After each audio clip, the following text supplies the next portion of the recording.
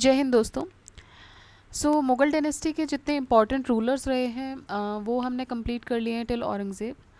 Today we will be starting with the Mughal administration.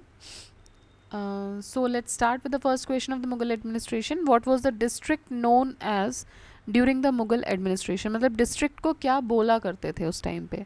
तो district जो अभी हम जिसको ज़िला बोलते हैं, डिस्ट्रिक्ट बोलते हैं, वो तब सरकार बोला जाता था उसको। तो अकबर ने एम्पायर को डिवाइड किया था अलग अलग यूनिट्स में for the convenience of administration. 12 provinces या सूबास थे सब्सिक्वेंटली, जो 18 और फाइनली 20 हो गए थे औरंगज़ेब के टाइम तक।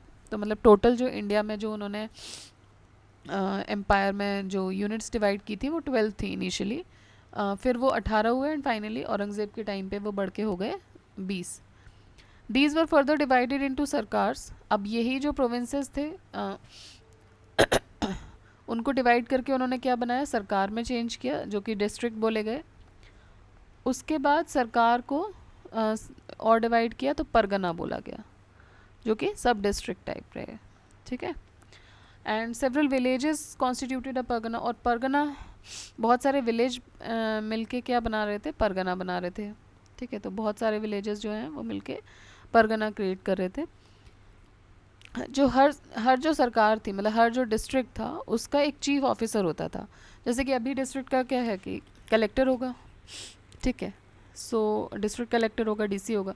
बट उस टाइम पे सरकार का जो एक चीफ ऑफिसर होता था उसको नाम दिया था फौजदार, अमालगुजार, काजी, कोतवाल, बिटकी, खजानदार। तो ये अलग अलग नाम उनको दिए हुए थे। Okay.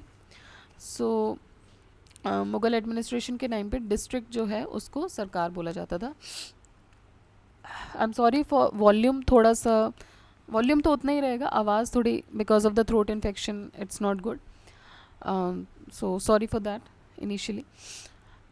Second question is what was the district called? Again the same question. तो ये सरकार बोलते थे डिस्ट्रिक्ट को। Then with reference to the medieval India, correct sequence बताना है। तो अभी हमने करेक्ट सीक्वेंस देखा। सबसे पहले परगना होता था, फिर सरकार होती थी, उसके बाद सॉरी सबसे पहले प्रोविंस होता था, फिर सरकार होती थी, फिर आपका सूबा होता था। ठीक है, या परगना होता था बेसिकली। तो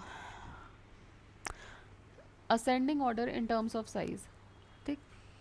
तो असेंडिंग ऑर्डर में इसको करना है तो ये हो गया आपका परगना, सरकार और सूबा। तो सूबा मतलब हो गया प्रोविंस। तो अभी हमने देखा परगना, परगना क्या बना रहा है यहाँ पे देखिए, परगना क्या बना रहा है, सूबा बना, मतलब बहुत सारे विलेज मिलके परगना बना रहे हैं, परगना मिलके सूबा बना रहा है, सॉरी सरकार बना रहा है, और सरकार मिलके प्रोविंस बना रहा है, प्रोविंस मतलब कि सूबा। ठीक है। तो आंसर हो जाएगा ए, परगना, सरकार एंड सूबा। Next is which of the following is the which of the following was the head of the army in Mughal period? तो हेड ऑफ द आर्मी को बोलते थे मीर बख्शी। जो हेड ऑफ द मिलिट्री होते थे वो मीर बख्शी होते थे, जिनको अपॉइंट किया जाता था from the leading nobles of the court. And Mir Bakhshi जो थे वो इंचार्ज थे intelligence gathering and also made recommendation to the emperor for military appointments. तो मिलिट्री अपॉइंटमेंट्स क्या होनी है, कब होनी है, प्रमोशंस कैसे होने हैं, वो सारा जो एडवाइस दिया जाता था वो दिया जाता था मीर बख्शी के द्वारा। मुग़ल एरा में ड्यूटी क्या थी मीर बख्शी की? तो ड्यूटी होती थी supervisions of the land revenue officials. ठीक है। तो जो भी लैंड रेवेन्यू ऑफिशियल्स हैं उनको सुपरवाइज करना, in addition to the salary of military department. Military department का तो देख ही रहे थे, साथ ही साथ उनको रेवेन्यू ऑफिशियल्स का सुपरविजन भी इनके हाथ में होता था। सर जादूनाथ सरकार कॉल्ड मीर बख्शी एज पे मास्टर। सो जादूनाथ सरकार इज़ एन ऑथर, हिस्टोरियन, और वो उन्होंने मीर बख्शी को पे मास्टर बोला है।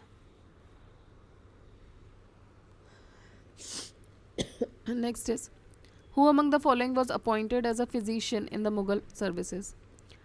तो Bernier, Careri, Manucci and Tavernier, इनमें से फिजिशियन के तौर पे मुगल सर्विसेज में किसको अपॉइंट किया गया था? हमने पहले भी डिस्कस किया हुआ है। तो ये थे Manucci. He was appointed as a doctor in the Mughal army. ये इटालियन ट्रैवलर थे। इन्होंने दारा शिकोह की आर्मी को ज्वाइन किया था एज एन आर्टिलरी मैन। ठीक है। तो इटली से आए थे ये, एंड यहाँ पे आके इन्होंने दारा शिकोह की आर्मी को भी ज्वाइन किया। Then he opted the profession of medico. तो बाद में उन्होंने मेडिकल प्रोफेशन ऑप्ट किया दारा शिकोह की डेथ के बाद 1659 में. Next, consider the following statements. Ahadis were those troopers who.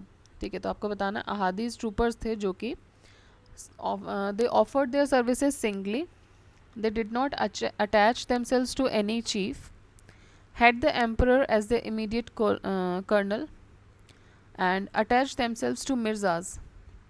ठीक है, तो ये आपको ये बताना है कि अहादीस जो थे they were the troopers, जो इनमें से क्या काम करते थे या क्या क्या उनके लिए सही है. तो answer is 1, 2 and 3. So last क्या है, दे अटैच देमसेल्व्स टू मिर्जाज. नहीं, दे मिर्जाज के साथ वो अटैच नहीं करते थे. देख लेते हैं इसका एक्सप्लेनेशन. अहादीस जो थे they were part of Akbar standing army. ठीक है, तो अकबर की जो स्टैंडिंग आर्मी थी कुछ हज़ार उसमें लोग होते थे.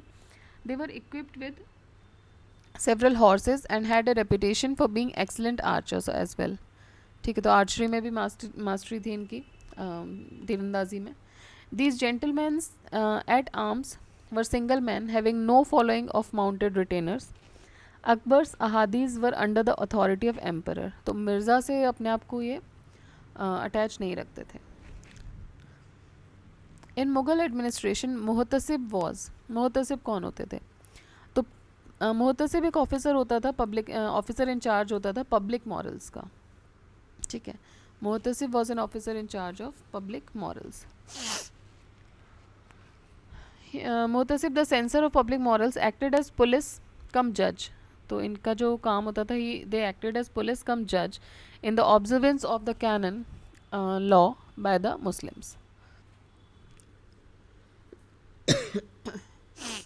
In medieval India, why was mansabdari system introduced? Mansabdari system को मेडिवल इंडिया में क्यों इंट्रोड्यूस किया गया था? रेवेन्यू कलेक्शन के लिए, या फिर रिक्रूटमेंट, आर्मी में रिक्रूटमेंट के लिए फैसिलिटेट करने के लिए, या फिर रिलीजियस हार्मनी इस्टेब्लिश करने के लिए, या क्लीन एडमिनिस्ट्रेशन लाने के लिए, या none of the above. Because 5 option आते हैं बीपीएससी में, सो 5th ऑप्शन इज़ नन या more than one of the above होता है. So the answer is ensuring clean administration. इसके लिए मनसबदारी सिस्टम को इंट्रोड्यूस किया गया था. ठीक है, जैसे ईज़ ऑफ एडमिनिस्ट्रेशन हो जाए. जब मनसब्स को डिवाइड करते थे तो ईज़ ऑफ एडमिनिस्ट्रेशन भी इन लोगों का अचीव होता था. So to achieve that, the mansabdari system was introduced. Next, same question 1996 IAS pre में भी पूछा गया है. एंड देखिए बिल्कुल ही सेम है, बस ऑप्शंस को ऊपर नीचे थोड़ा 1-2 कर दिए गए. So answer is affecting the clean administration. Akbar ने एक वेल ऑर्गेनाइज सिस्टम ऑर्गेनाइज किया था मिलिट्री और सिविल सर्विसेज में of the empire, which came to be known as mansabdari system. और बहुत ही जल्दी ये जो सिस्टम था, it became the main basis of the military and civil administration of the Mughals. इसकी जो मेन इंटेंशन थी वो ये थी कि to provide a clean and better administration. ठीक है, next, which of the following is not true about Mughal mansabdari system? 33 divisions थे. दे गॉट कंडीशनल और मसूद रैंक. देयर सवार रैंक कुड एक्सीड द ज़ात रैंक. नहीं, सवार रैंक ज़ात रैंक को एक्सीड नहीं कर सकती थी. All the civil and military officers were given mansabs. ठीक है, देख लेते हैं. मनसब का मतलब होता था रैंक या स्टेटस. मनसबदार या ऑफिस होल्डर्स जो थे उनको 33 क्लासेस में डिवाइड किया गया था. कैश में देते थे according to their respective grades. There were exceptions to this rule as well, particularly जब मनसबदार जो हैं वो सर्व कर रहे हैं किसी डिफ़िकल्ट टेरेन में, रिबेल्स के अंतर्गत और किसी डिफ़िकल्ट टेरेन में वो सर्व कर रहे हैं, तो इनको थोड़ा सा एक्सेप्शंस भी दिए जाते थे. इस तरह के केसेस में क्या होता था कि स्टेट जो है वो इंक्रीज़ कर देता था सवार की रैंक विदाउट ऑल्टरिंग द ज़ात रैंक. ठीक है, तो अगर ऐसी कोई पर्टिकुलर सिचुएशन है कि आप किसी डिफ़िकल्ट टेरेन में हो, किसी रेबल्स के बीच में हो, तो उस कंडीशन में आपके जो सवार रैंक है वो इंक्रीज़ कर दी जाती थी. ज़ात रैंक में कोई ऑल्ट्रेशन नहीं होता था. Obviously the system was not a static one. तो इसका मतलब ये नहीं है कि एक रेगुलर फिनोमिना है, ऐसा नहीं था. अगर कोई एक्सेप्शनल सिचुएशन है तो ही हो रहा है, इसीलिए रेगुलर में ये नहीं माना जाएगा सही. ऑल्दो सही है बट एक्सेप्शनल सिचुएशंस में. ठीक है, रेगुलरिटी में या स्टैटिक उसमें ये नहीं था. So it changed to meet the circumstances. Thus, reform was the use of conditional rank, masrut, which meant an increase of Savar rank for a temporary period. So option C is the correct answer. That means the one of the incorrect one among the following. ठीक है, तो they got conditional और Masood rank, ये इसको prove कर रहा है कि हाँ भाई अगर कोई टेरेन कंडीशन स्पेसिफिक टेरेन है या कोई डिफ़िकल्ट जगह पे हो या रिबल्स के बीच में हो तो आपको ये ऑफ़र हो सकता है. Okay, next, consider the following statements about Mughal mansabdari and select the correct answer by using the code given below. Zat and mansab designation were granted. Mansabdars were hereditary officials. देखिए हमने कल ही देखा था, कल भी हम एक क्वेश्चन सॉल्व करे तो उसमें ये था कि मनसबदारी जो है वो हेरिडिटरी इन नेचर थी. नहीं, बहुत बार ऐसा भी होता था कि मनसबदार की डेथ हो रही है और अगर बिकॉज ऑफ सम रीजंस उससे वो मनसब छीन ली जाती है उसकी डेथ के पहले ही या आफ्टर द डेथ ऑल्सो. तो इसका मतलब ये कि हेरिडिटरी तो नहीं है. ठीक है, depending on the situation, depending on the acquired properties, आपके पास जितनी है सेल्फ प्रॉपर्टीज, उनके हिसाब से आपको दिया जाएगा. Then there were 3 classes of mansabdars, ये भी हमने डिस्कस किया था कल. And their salary was paid by diwan office. Similar question है जो कल हम one of the I think in some dynasty only we were reading, 1-2 videos पहले की बात है. सो देखते हैं the main features of mansabdari system क्या थे. कि king himself appointed the mansabdars, he could enhance the मनसब, कम कर सकते थे या ख़त्म भी कर सकते थे, रिमूव भी कर सकते थे. ठीक है, मनसबदार जो है वो सिविल और मिलिट्री सर्विसेज कुछ भी उसको करने को बोला जा सकता था. ऐसा नहीं है कि वो रिक्रूट मनसब उसे दिया है तो वो किसी एक पर्टिकुलर यूज़ के लिए होगा. सिविल भी कर सकता है, मिलिट्री, जैसी ज़रूरत होगी वैसा उसको काम दिया जाएगा. 33 कैटेगरीज थे, हमने भी देखा. लोएस्ट मनसबदार कमांडेड 10 सोल्जर्स और हाईएस्ट 10,000 को भी कमांड कर सकता था. तो 33 कैटेगरीज थी. जो सबसे नीचे की रैंकिंग भी होगी वो भी कम से कम 10 सोल्जर्स को तो कमांड कर ही सकता है, और जिसको हाईएस्ट रैंकिंग मिली हुई है वो 10,000 तक कर सकता है. The salary due to the soldiers was added to the personal salary of mansabdar. Mansabdari hereditary नहीं था. In addition to meeting his personal expenses, Mansabdar had to maintain out of his salary a stipulated quota of horses. ठीक है, तो अपने personal expenses के लिए in addition to meet his personal expenses, mansabdar को इसके अलावा क्या करना पड़ता था.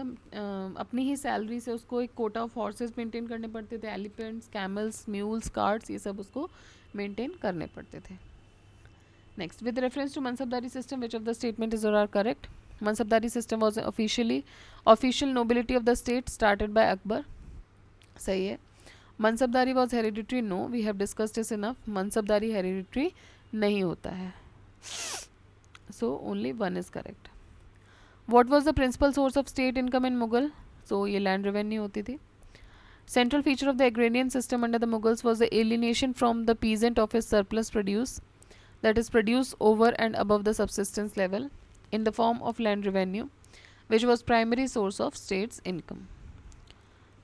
Next, Mughal administrative vocabulary में माल का मतलब क्या होता था. तो माल का मतलब होता था लैंड रेवेन्यू. ठीक है, so mal is land revenue. It was related to land revenue. Mughal emperor who prohibited the use of tobacco. तो टोबैको का इस्तेमाल किसने बंद करवाया था. चैनी, खैनी, गुटखा किसने बंद करवाए थे. तो भाई वो बंद करवाए थे जहांगीर ने.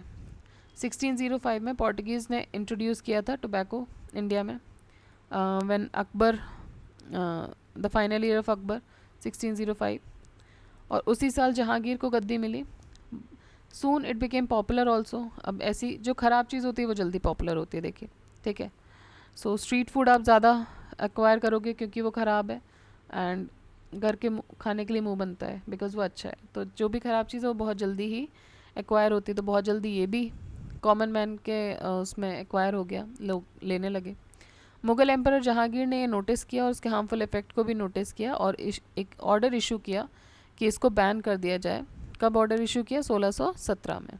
ठीक है, तो 1605 से लेके 1617 तक वो इतना ज़्यादा फैल गया था कि वो एम्परर की नज़र में भी आ गया है, और उसके बाद उन्होंने उसको बैन करने का जिम्मा उठाया. ठीक है. सो नेक्स्ट इज मदद ए माश. Madad-e-mash indicates in the Mughal emperor madad-e-mash क्या इंडिकेट कर रहा है? मदद माश मतलब revenue free land granted to learned person, ठीक है। तो रेवेन्यू फ्री लैंड जो कि लर्नड पर्सन को, स्कॉलर्स को दी जा रही है, वो उसको बोलते थे मदद माश। तो कभी कभी मुगल एडमिनिस्ट्रेशन जो था वो ऐसे भी ग्रांट्स इशू करता था टू पायस और अदरवाइज वर्दी रेसिपिएंट्स, ठीक है, एज चैरिटी के फॉर्म में उनको देता था। The spirit of composite culture and harmony expressed in revenue free grants which the nobles extended to the support of saints, maintenance of religious institutions, religious places, and upkeep of mashayikh,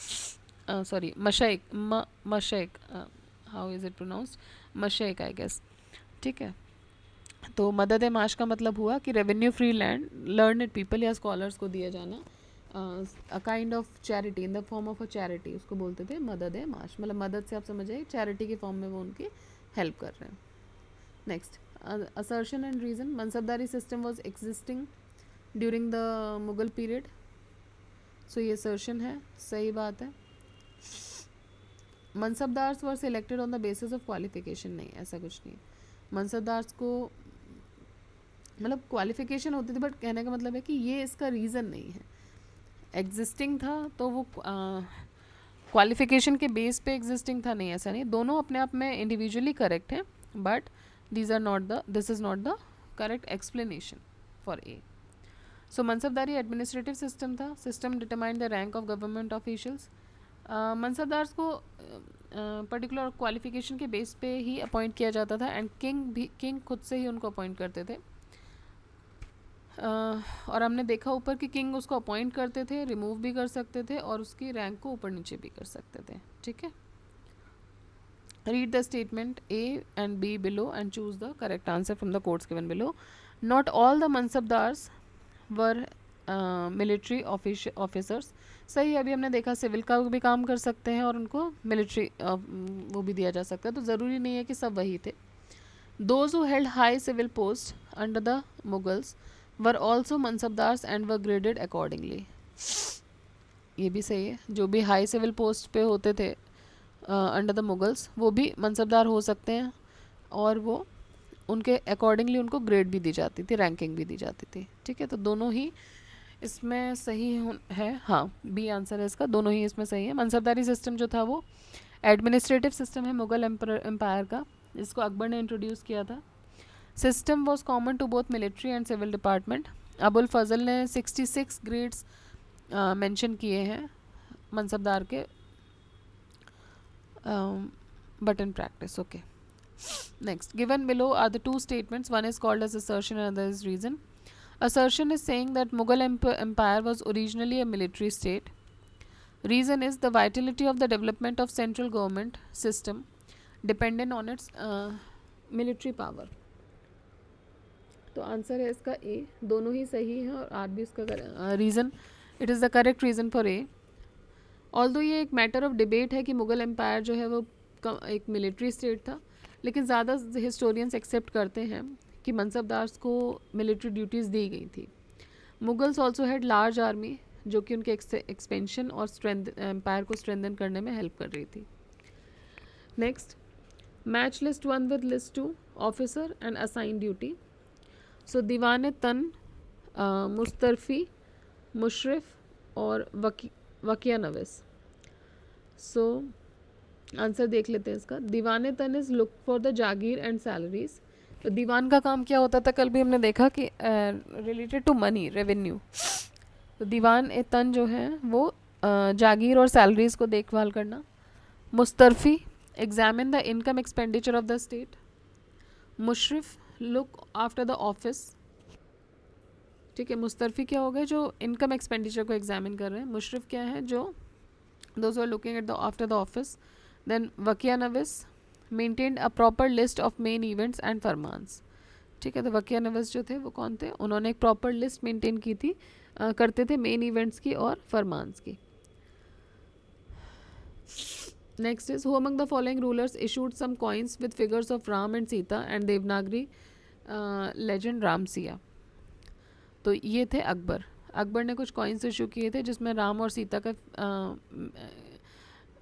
were mentioned and Devanagari legend Ramsiya was written. He introduced the coins with decorative floral motifs, dotted borders, quatrefoil and other types. His coins were both round and square with a unique mihrab shaped, highlighting numismatics calligraphy at its best.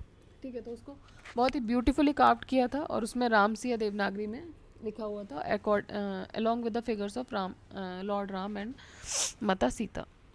During the Mughal rule, the copper coin was known as, तो copper coin को Mughal rule के time पे क्या बोलते थे? दाम बोलते थे. जो स्टैंडर्ड मुगल करेंसी सिस्टम है, there were 3 basic coins. Gold, जो गोल्ड कॉइन होती थी उसको मोहर बोला जाता था, सिल्वर कॉइन को रुपी बोला जाता था और कॉपर कॉइन को दाम.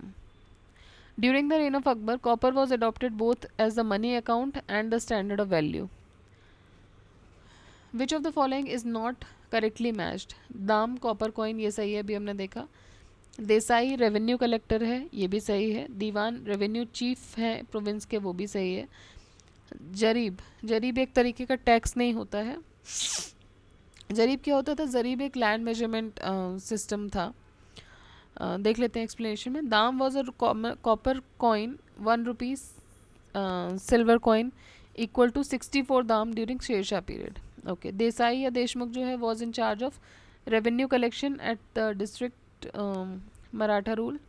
दीवान was the revenue chief of province of Mughal. ठीक है, तो देसाई और या देशमुख जो होता था वो तो मराठा के पीरियड में होते थे, जो आपका रेवेन्यू कलेक्शन देखते थे. और जो दीवान होते थे वो मुगल रूल के टाइम पे उनको दीवान बोलते थे. कहने का मतलब कंटेम्प्रेरी भी रहे होंगे तो भी देशमुख जो है, अभी जो सरनेम यूज़ हो रहा है देशमुख, वो एक तरीके की उस टाइम पे रैंकिंग थी कि जो देशमुख हैं वो क्या देख रहे हैं? वो रेवेन्यू कलेक्शन देख रहे हैं. इसी तरीके से मुगल एम्पायर में जो दीवान हैं वो क्या देख रहे हैं? वो रेवेन्यू कलेक्शन देख रहे हैं. और ज़रीब जो है वो एक क्या था? It was use for land measurement in the context of land revenue system. किस टाइम पे? मुगल एम्पायर के टाइम पे. The meaning of word bantai during the Mughal period was, तो बनताय का क्या मतलब होता था? बनताय का मतलब होता था system of calculating the revenue. ठीक है, system of calculating the revenue in which real produce was distributed between state and peasants. Sher Suri opted 3 systems for calculating revenue: nasaq, muqtai या कानकूट, नकदी और जब्ती, गल्ला बख्शी और बनताई. तो बनताई भी 3 तरीके का होता था: खेत बनताई, लंक बनताई और राशि बनताई. ठीक है, तो बनताई क्या है? Bantai is a system of calculating the revenue. Next assertion reason है. Akbar like Sher Shah tried to regulate the currency of the state. सही है. As in Sher Shah's currency the chief copper coin of Akbar's time was, as in Sher Shah's currency the chief copper coin of Akbar's time was dam. तो अभी हमने देखा सोने की सिक्के को जो होता था मोहर बोलते थे, चांदी के सिक्के को रुपया बोलते थे और कॉपर के सिक्के को दाम बोलते थे. ठीक है, तो अकबर ने रेगुलेट करने की कोशिश की थी करेंसी को, जैसे शेरशाह सूरी ने किया. उसी के चलते अकबर के रूल के टाइम पे और उनके सक्सेसर्स के टाइम पे गोल्ड कॉइन, सिल्वर रुपी और कॉपर दाम जो था वो एक्सटेंसिवली सर्कुलेट होता था एंड रेगुलेट किया जाता था उसको ट्रेडिंग एक्टिविटीज़ के लिए. Then even during the Akbar's time major copper coin जो था वो दाम था. The income expenditure of the state was calculated in dam. The term chakla has been used in medieval Indian history sources. This was, तो चकला जो है वो है territorial unit between suba and pargana but not identical to sarkar. देखिए अभी हमने देखा था कि सबसे ऊपर होता था सूबा, उसके बाद आता था आपका सबसे ऊपर होता था सूबा जो कि प्रोविंस थी, फिर सरकार जो कि डिस्ट्रिक्ट थी, उसके बाद आता था परगना और उसके बाद विलेजेस होते थे बहुत सारे जो मिलके परगना बना रहे थे. तो ये बोल रहे हैं कि चकला क्या है? तो चकला एक ऐसी टेरिटोरियल यूनिट है जो है तो सूबा और परगना के बीच में. ठीक है, ये सूबा हो गया, ये परगना हो गया, ये सरकार हो गया. तो ये बोल रही है तो इसके बीच में सूबा और परगना के बीच में, लेकिन सरकार नहीं है वो. ठीक है, सरकार से आइडेंटिकल नहीं है, वो कुछ और पोर्शन है. So it was a district level administrative division in Indian subcontinent during the Mughal period, specially during Shahjahan's rule. Chakla system was in practice in Bengal and Awadh. Chakla was major administrative division in the province Suba, um, which it was further subdivided into parganas. Next, with reference to Mughal India, what is or are the differences between Jahangir and Jagirdar and Zamindar? I'm so sorry. Jagirdar and zamindar. तो जागीरदार्स और ज़मींदार के बीच में अंतर बताना है. Jagirdars were holders of land assignments in lieu of judicial and police duties. ठीक है. तो जागीरदार्स जो होते थे वो land assignments they were the holders of land assignments और इन ल्यू ऑफ जुडिशियल और पुलिस ड्यूटीज़. जबकि ज़मींदार जो होते थे वो रेवेन्यू राइट्स होल्ड करते थे without the obligation to perform any duty other than revenue collection. दूसरा बोल रहा है लैंड असाइनमेंट्स जो जागीरदार्स जो थी वो हेरिडिटरी थी and revenue rights of zamindars were not hereditary. तो इसका आंसर जो है आंसर है neither one nor two. Akbar के टाइम पे जितनी भी टेरिटरी थी वो ब्रॉडली डिवाइडेड थी दो पार्ट्स में, खलीसा और jagir. Revenue from the first went to imperial treasure. खलीसा से जो रेवेन्यू आता था वो इम्पीरियल ट्रेजर में जाता था एंड दैट फ्रॉम जागीर वो असाइन किया जाता था जागीरदार्स को in lieu of their salary in cash according to the rank. So right to collect revenue was to utilize the same for their salary and meet their military obligation. Judicial और police functions जो थे उनको perform किया गया locally zamindars के द्वारा. एक important feature जो जागीर सिस्टम का था वो था shifting of jagir holders from one jagir to another. ठीक है. तो जुडिशियल और पुलिस फंक्शन जो थे वो लोकली ज़मींदार कर रहे थे. अब एक इम्पॉर्टेंट फंक्शन जागीर का ये था कि वो shifting of jagir holders frame from one jagir to another. किस लिए? एडमिनिस्ट्रेटिव रीजंस की वजह से. So this system of transfer check the jagirdars from developing local roots. अब होता क्या था, मान लो अगर आपको पता चल जाता है कि हेरिडिटरी है, मेरे बाद मेरी ही फैमिली को जाने वाला है, तो you try to create the routes. और काम अगर चल रहा है तो चलाने दोगे, नॉर्मली आप उतना उसके लिए अकाउंटेबल नहीं रहोगे. इसी को चेक करने के लिए जागीरदार्स जो थे उनसे बीच बीच में जागीरें कभी कभी भी ली जाती थी. अगर कोई रिबेलियस होने की कोशिश करता था या अपनी रूट्स बनाने की कोशिश करता था तो उनसे वो वापस ले ली जाती थी. तो इस वजह से जो जागीरदार्स होते थे वो अपनी रूट्स डेवलप नहीं कर पाते थे क्योंकि उन्हें पता है कि वो आगे नहीं जाना है. तो जागीर जो थी वो ट्रांसफरेबल भी थी, ट्रांसफ़र भी हो सकती हैं और सीज़ भी किया जा सकता है. ज़मींदार जो थे देवर हेरिडिटरी. ठीक है. तो ज़मींदार जो थे वो were present in practically every part of Mughal empire and held the most significant position in the agrarian structure of Mughal India. The word zamindar is derive from two Persian word, ज़मीन और दार. दार मतलब holder. Next, which of the following Mughal period canals was constructed by restoring the Rajawah of Firoz Shah. तो ये था साहब नहर. राजावा और फिरोज शाह को रिस्टोर करके शाहब नहर बनवाया गया. तो मुग़ल एरा शाहब या शिहाब कैनाल जो थी वो कंस्ट्रक्ट की गई थी by reinvigorating the Firoz Shah canal Rajawah. In the time of Akbar first Shihabuddin Khan and later Nuruddin Mahmud Tar reconstructed the canal during the time of Akbar. Governor of Delhi Shihabuddin Khan repaired the canal for irrigation purpose and changed its name to Shahab Canal. ठीक है. तो अकबर के time पे जो उनके governor थे दिल्ली के शिहाबुद्दीन खान, उन्होंने इस कैनाल को रिपेयर किया या फिर रीइन्विग्रेट किया इरिगेशन पर्पसेस के लिए और उसका नाम रख दिया साहब कैनाल. ठीक. So this was all about the administration part of the Mughal empire. The next video which will be coming up is the music and paintings of Mughal period. So till then, keep revising. Take care.